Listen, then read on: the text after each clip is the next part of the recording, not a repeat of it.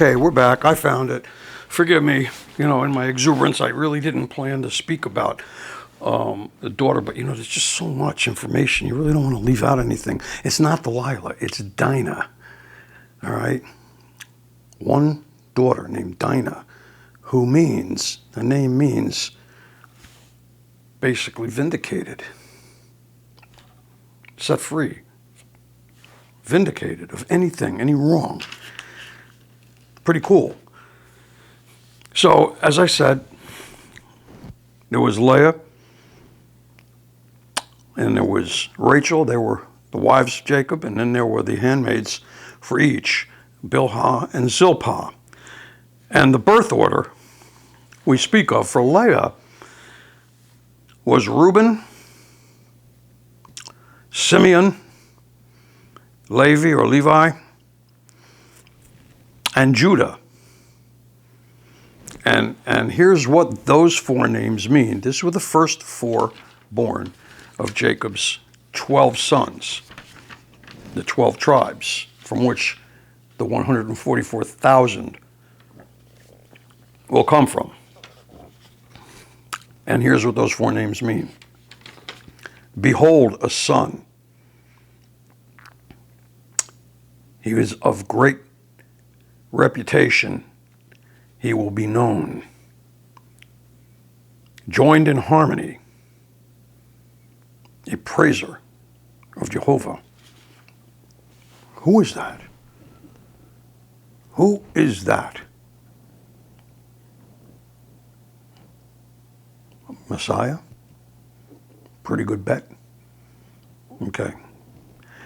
Now, the next two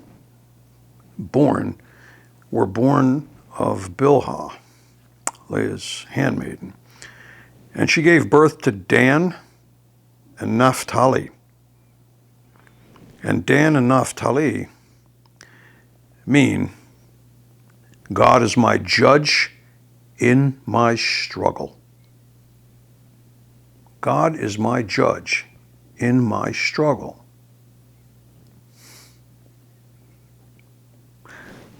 The next, we have Zilpah, all right? Rachel's handmaid. She gave birth to two sons, Gad and Asher. And together their names mean, how fortunate we are, happy and blessed of God.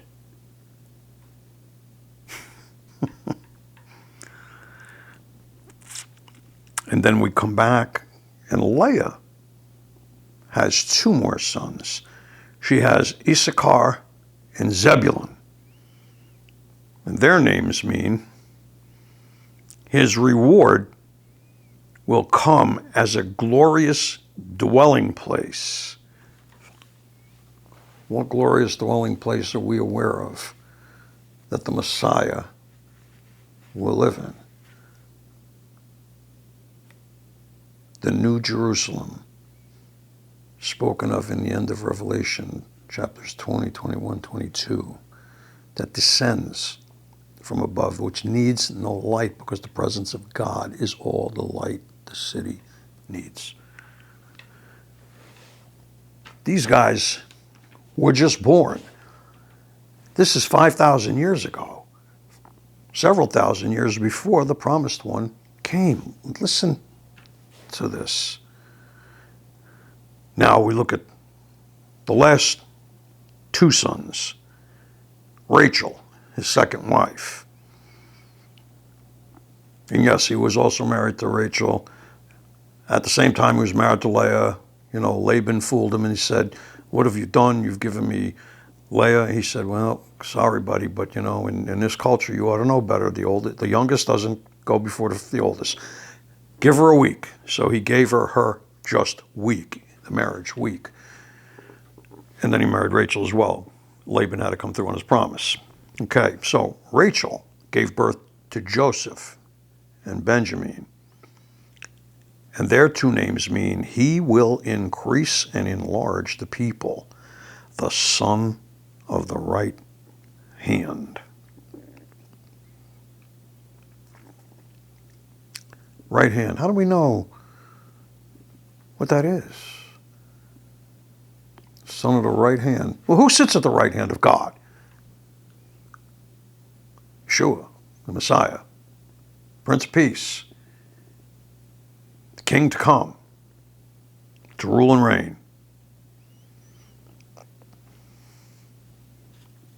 Very interesting. So now, we're given God's names and the character of God and his promise. And that's followed up by the names of the 12 tribes, one of which from the Messiah comes, the tribe of Judah, which means praiser of Jehovah. And we begin to see yet another pattern. Another pattern. All God's promises. And you see, this is why last week we said that Yeshua wants us to see or understand God as he did. Okay? He was a man filled with the Spirit of God. Any man that's totally filled with the Spirit of God and wisdom and truth is not going to sin. They will be, in essence, a perfect man. They will be one who's like God. Now, speaking of that, there's yet another group of names that we want to talk about. And those are the 4 archangels that are mentioned. There's Michael, Gabriel, Michael and Gabriel. There's Raphael, remember that Raphael? And there's Uriel, all right? These are also the 4 avenging angels. And you know what else they are? The 4 horsemen of the apocalypse. Michael, Gabriel, Raphael, and Uriel. Now let's take a look at what those names mean.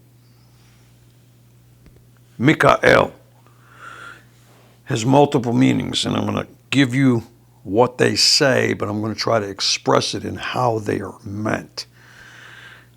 Who is like God?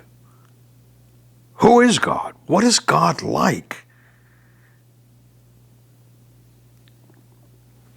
Well, we could take a quick look and find out before I explain it. And we go to Psalm 35, and we'll get a little idea.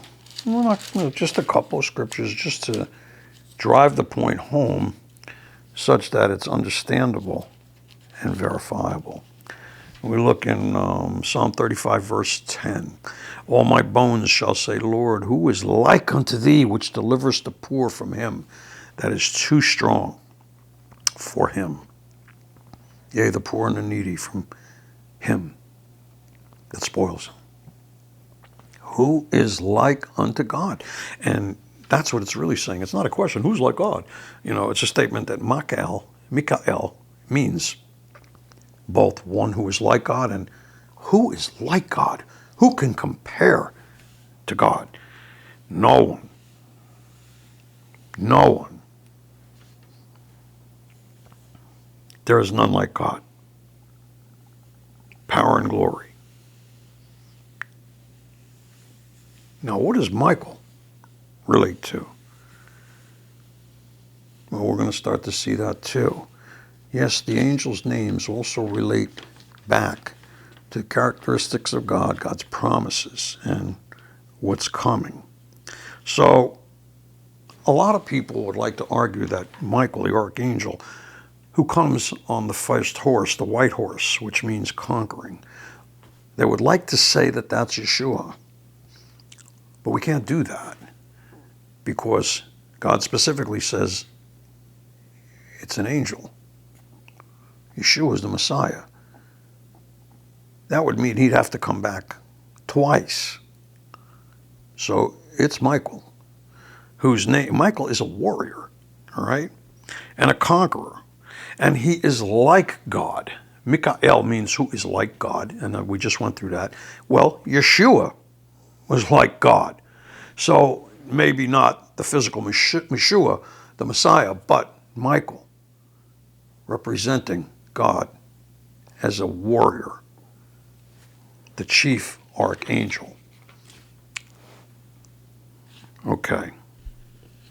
Now we go to the next archangel, and we find out that his name is Gabriel, or Gavriel. And what that means is that God is a strong man and the mighty man of God. He is my strength. So he says God is a strong man, means that. And it says the mighty man of God, who's that? Yeshua. He and God is my strength. Now we have Raphael. Sound like Raphael, healer? Well, it is. Raphael means God heals, and he has healed. And then we have the last angel's name is Uriel, Uriel, and that means Uriel. God is light. God is my light, the flame or the fire in my life. Okay? So we have these four.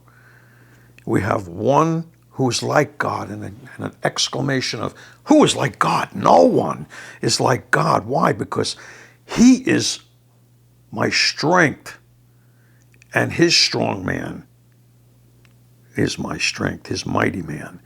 And he heals me, he has healed me, and he brings me to light.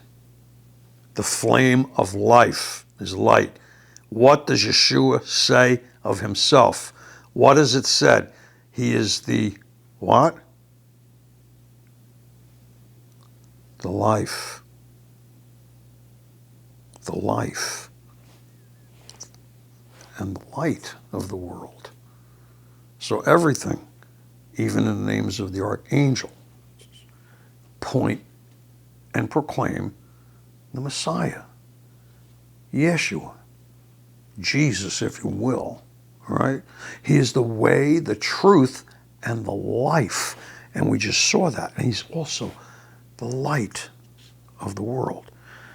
So now we know what God's names meant. We know about the promise.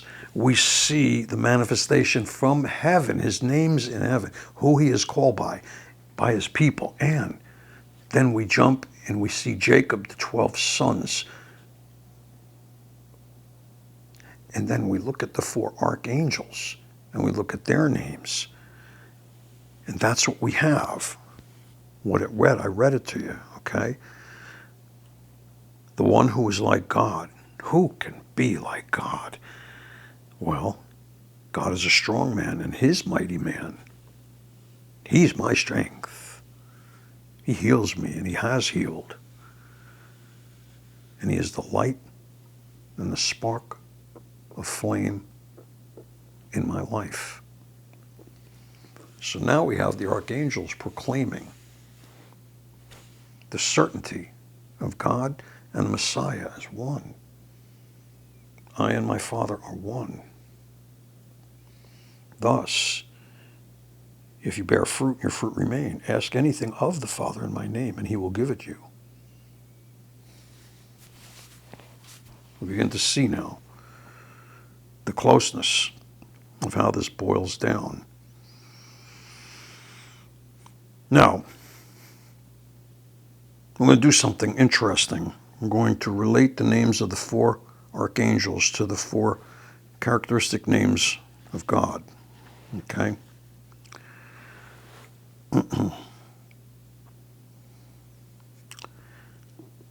But before I do that, I've got to show you something that's pretty frightening, but consistent with who God is. And we read in Revelation that the mystery of God, in Revelation 10:7, the mystery of God shall be finished. Okay? And here's some of the mysteries. Who are these archangels? They're the four horsemen of the apocalypse. And Michael, who is a warrior and a conqueror for God, okay, winds up on the white horse to conquer. The white horse. And then we get the next horse, the red horse, the horse of war. That's Jehovah Nissi. The allegiance, the covering, the banner, the flag in the battle. Then we have a third horse, and it's a black horse. And we see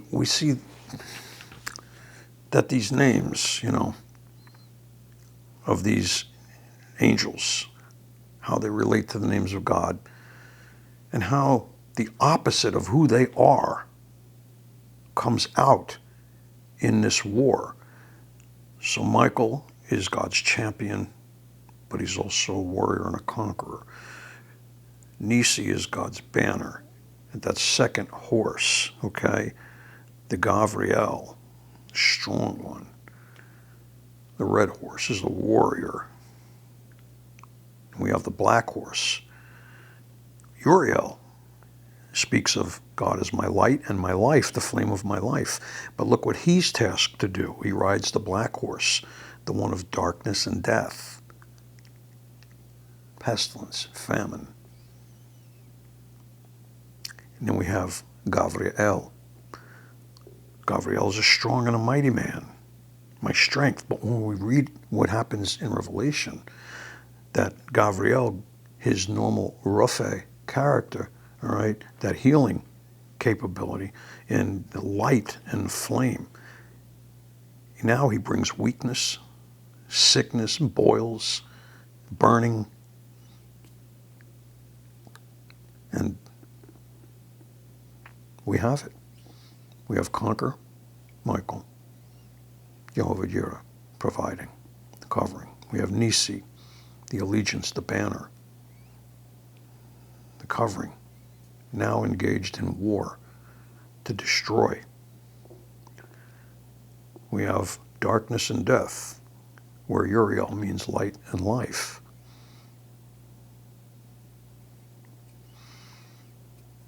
And then we have Gavriel, Jehovah Rapha.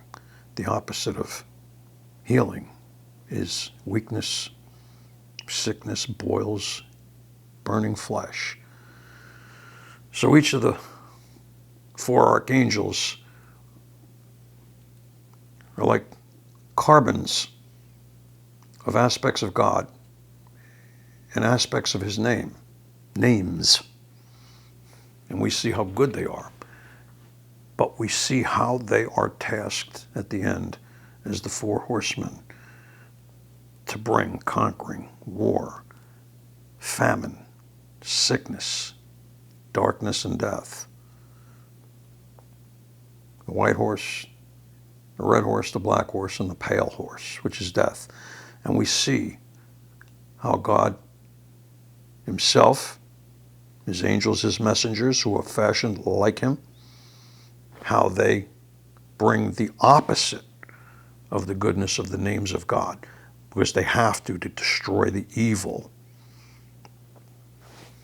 Now, after all that,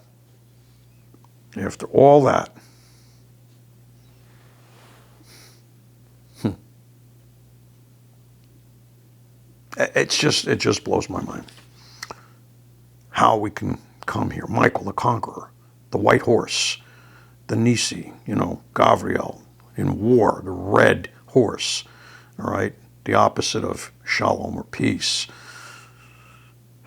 The pale horse brings death instead of life. The black horse brings sickness, pain, instead of healing. But not on the people of God. This is reserved for the bad guys. Now, I said to you that we would go back and we would take a look at some of these things in terms of how they're expressed. Well, they're all expressed in what we studied last week, the Lord's Prayer. So let me see if I can kind of make that a little clear. All right, a little clearer, and see how we can understand this. Jehovah Yireh, Yireh, God will provide. Give us this day our daily bread. Lord's Prayer. Understanding fully, the Lord said, man does not live by bread alone, when he rebuffed Satan's temptation, but by every word that proceedeth forth from the mouth of God. So we have Jehovah Yireh. Give us this day our daily bread. Jehovah Rophe, the healer, the overcomer, the one who helps us body, soul, and spirit to overcome sin, sickness, and death. Listen, overcomers, forgive us our trespasses as we forgive those who trespass against us. Right back to the Lord's Prayer. Jehovah Nisi, the banner, the ensign, deliver us from evil. Lead us not into that place and deliver us. Deliver us from evil. Cover us. Evil means calamity, sin, sickness, and death. Right again to the Lord's Prayer. And then finally, Jehovah Shalom, peace. Peace. Who can provide peace? Thy kingdom come, thy will be done. For thine is the kingdom, the power, and the glory. And we're supposed to be living there. And if that ain't peace, just kick me in the ankle and tell me to go to bed. Go to sleep someplace. Go sit down.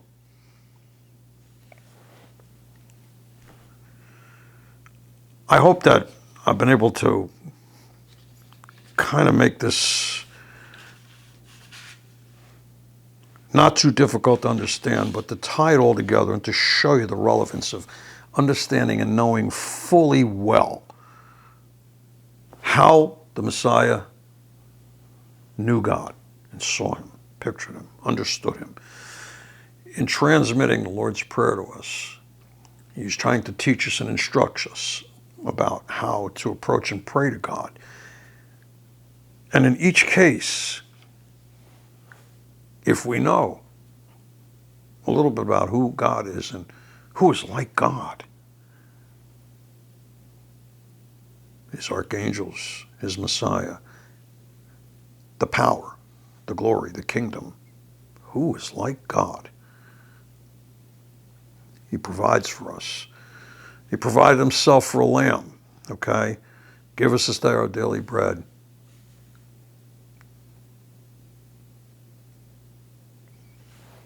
The entire crux of the Lord's Prayer leans on the four characteristic names of God who refer to the Messiah thousands of years before he was born, when we understand what the names mean in Hebrew, in their context. And we looked at those 12 tribes and those 12 sons, okay, and we saw the fullness of God's entire plan. You know, behold a son. His name will be known everywhere. He's joined in harmony with God, a praiser of Jehovah, who is our judge in my struggle. But his reward will come as a glorious dwelling place, New Jerusalem. And he will increase and enlarge the people of God. the Son of the right hand.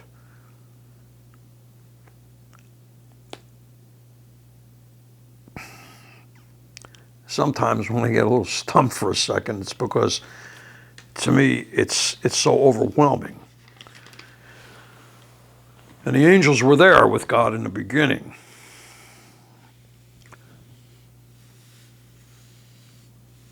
When the earth was void and formless and lifeless. So they were there with him. And their names speak of characteristics of God. They match up to his names, and they also give us an indication of who they are, what their names mean, and then we see that they have been ministering all through time, since the beginning, and they'll be there at the end. They were created beings like God. Who is like God? One who is like God. That's who is like God. It's Michael. Who covers us? Who do we owe our allegiance to? Who is our deliverer? The banner that we go by. Jehovah Nissi.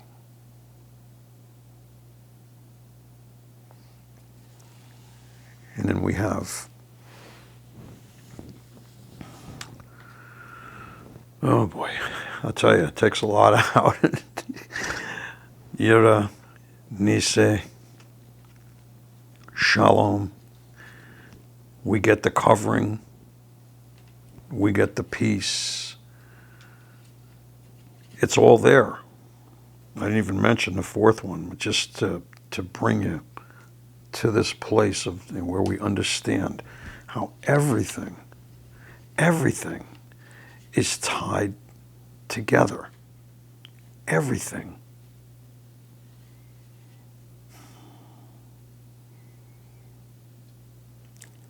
God who heals us. The Rophe. And the real tragedy is having to see these angels act and carry out these terrible orders for war. What is reserved? Remember what it says in Revelation. Everybody, a friend of mine the other day I was talking to, he's a pastor, and I don't want to go through this stuff. This is hard. This hurts. I said, look, man, read Revelation. It says that all these things were calamities and evil that came upon those who received the mark of the beast and who worship his image. There is one person, by the way, who, if you read Revelation, it seems like they're in both camps. Well, they are. This particular person is in two camps. One is the globalist camp of global communism and control, world domination, the one world government that we know about. And the other beast is the beast that comes from the land, which is the beast of Islam, the rampant rogue religion. And this particular person who I believe is clearly will be known as the man of sin. All right, his initials are BHO rather, and is the only person whose name translates to the following. That name, not his birth name, but his name goes by, means he bows down, this handsome one who strikes like a lightning bolt. His name is the only one that translates to 660 and 6. And that's what the job of these avenging angels is, to destroy and take that down. It's enough for this week. We have enough to go on.